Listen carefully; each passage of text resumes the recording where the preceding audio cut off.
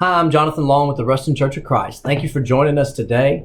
We're just so excited that you decided to, for whatever reason, click on this video to learn a little bit about the fortune that is found in the restoration for God's people. We've been studying through the Psalms of Ascent, Psalms chapter 120 through 134. These 15 Psalms of God's people as they march towards Jerusalem, as they march towards God's holy temple, as they prepare themselves for worship. And we as a church have been focusing on some of those things.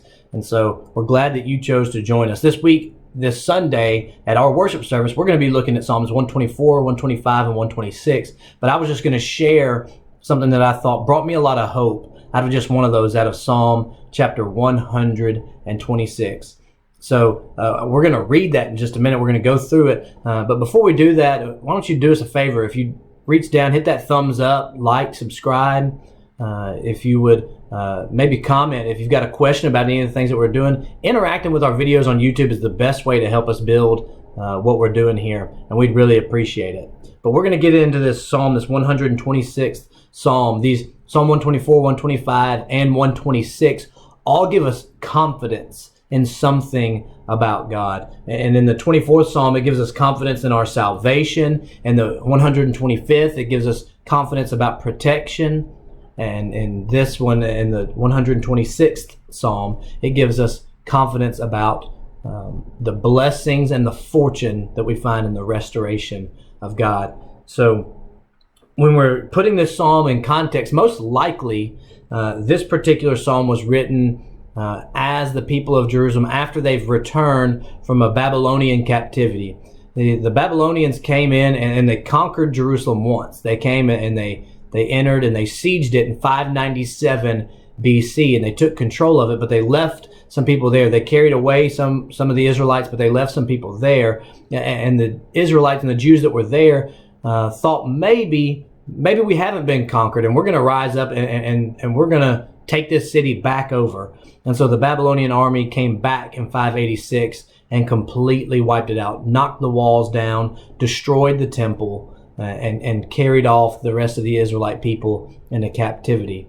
And so when we're reading that, when we get to read this passage in just a minute, that's what's happening here. And if you think about what happened, these people were living in what they thought was a city divinely protected by God, and it was. God had promised them that he would protect them. And in the 125th Psalm, he says that the scepter of the wicked or of the evil will not rest on the land of the righteous unless they turn away from God. And that was the problem, is that these people had quit serving God, and God used the nation of Babylon to come and exact judgment on them. And so when we get to this psalm, that's what's happening, is they are returning from a captivity. But when you think about the captivity that they were in, I've got two young children. I've got an 18-month-old almost and a 3-year-old. And so when I think about the Israelite people being taken away, being enslaved, I think about what it must have been like for a father or for a mother taking their young children and being captured, having to maybe carry a toddler, the 50, 100 miles that they're going to travel as they're leaving their home, having to leave all of their possessions, having to leave their toys, having to leave their special bedroom that they have. My daughter has a pink bedroom with or had a pink bedroom. She's got a pink bed and pink and purple curtains, and everything is decorated just to her liking. And she really doesn't understand if we were to take her away from that, she really wouldn't understand it. So I can imagine all the fear and the anxiety and the worry that's going on as these people are leaving and as they're being carried away to a place where they're not going to be able to not only not sleep in their beds, but they're not going to be able to practice their religion the way that they want to. They're not going to be able to observe the customs that they've normally observed. And so I'm sure there was nothing settling about this journey. I'm sure there were some tears shed. I can think of myself. I can think of a young father, trying to hide his fear as he's trying to instill confidence and strength in his young children and in his family as they go to captivity, thinking that they're never coming back. But then we get to this Psalm 126. I'm sure the people of Israel thought that they were never going to be able to go back, but This psalm is all about what happens after they get back. And we're going to contrast that with maybe the fear that they would have had. In Psalm 126, it says, when the Lord brought back the captivity of Zion, we were like those who dream. Then our mouth was filled with laughter and our tongue with singing. Then they said among the nations, the Lord has done great things for them. The Lord has done great things for us, and we are glad. Bring back our captivity, O Lord, as the streams in the south. Those who sow in tears shall reap in joy. He who continually goes forth weeping, bearing seed for sowing, shall doubtless come again with rejoicing, bringing his sheaves with him. And so the psalmist here, it has all of the opposite of what we would think that they're feeling as they left. When they're coming back in joy and in singing and in praise. And it's a beautiful picture of what God has in store for his people, for the blessings that he wants to put on them when he restores things. And part of the reason that they have joy and that they can have singing and that they have gladness and fulfillment is because they were finally going to the country that they belonged. They didn't belong in Babylon. They were there for a time to show them their wickedness, to show them the fruit of sin. You know, we have the same description for Christians today. In 1 Peter chapter 2 and in Hebrews chapter 11, God's people are called strangers and exiles while here on earth and in part of the society. That's how we ought to be as God's people. We ought to recognize that this isn't our place, that this isn't where we're from, this isn't where we're ultimately meant to be, and there we have a place that's coming and that we are going to go to in the future that we are ultimately prepared for.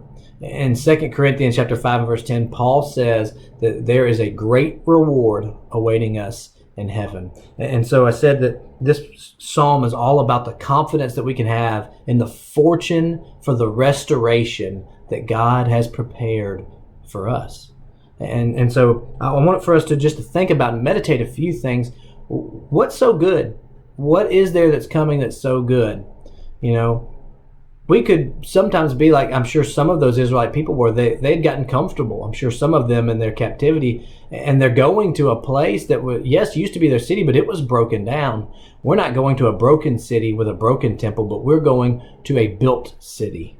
We are going to a temple that is prepared by God for us to worship him in. You know, we look at some of the blessings and some of the fortunes that are going to be granted to us. In James chapter 1, verse 12, says that those that are faithful to God are going to receive a crown of life. In 1 Timothy chapter 4 and verse 8 says that there is a crown of righteousness that's going to be given to everyone who is looking for and longing for the appearing of Christ a second time to collect us back. He's going to give a crown of righteousness to those who are looking for him coming. There's a crown of glory that's coming, 1 Peter 5:4, for everyone who's looking for him and who is found obedient to him. Paul says in Philippians chapter 3, verse 20 and 21, that when Christ comes again, that we are going to receive a new body like to his glorious body. We don't know exactly what that's going to be like, but we're going to receive a new body.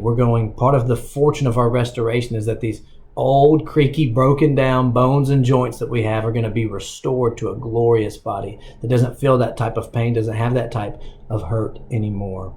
And Jesus says this to his disciples as he's getting ready to lead them in John chapter 14.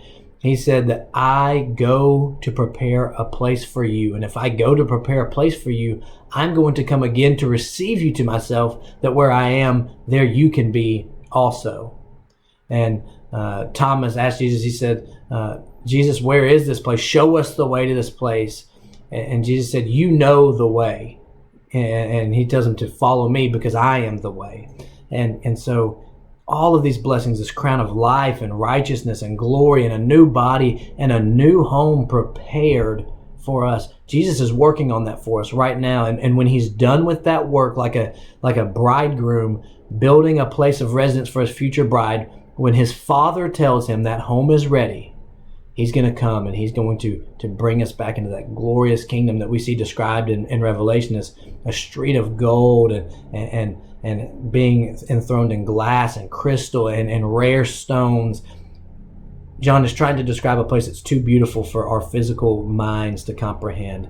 That's the fortune that God has prepared for his people when they're restored. But we need to make sure we understand that when Jesus is talking in John 14 about this place that he's going to prepare, he's talking to his disciples. He's not talking to the whole world. John 3:16 tells us that he came to die for the whole world, but the whole world doesn't participate in that second coming in life. We're all going to be held accountable, but the people that do wickedly and that are found outside of him are going to receive a really unfortunate reckoning, an eternity of separation from God in a place of weeping and gnashing of teeth. But Jesus says his disciples, the people that are found in him, are going to receive this glory. And when Jesus talks about his disciples, one of the last things he said on his earthly ministry before he was ascended is he made sure to tell them that to go and to make disciples so that more people can participate in that restoration. He tells them to do it by teaching them all the things that he's commanded, baptizing them in the name of the Father, Son, and Spirit, making disciples. That's how you become a disciple. You're convicted about who God is, and you join him in his identity by being baptized, dying to sin, raising up in a new life, and walking in his light and his pattern of life after that. If you haven't done that, won't you consider doing it? We'd love to help you with that. We'd love to show you what it means to really be a disciple of Christ so that you can participate in a fortune of restoration when Jesus Christ comes again. We're thankful for you being with us this far. If you like our message, again, like, share, subscribe, comment. If you've got any questions about what it takes to be added into his body, to become a person, to become a disciple of Christ. There's a lot of confusion in the world. His word is clear on what we should do to become a disciple. Thank you so much for joining us. We hope to see you next time.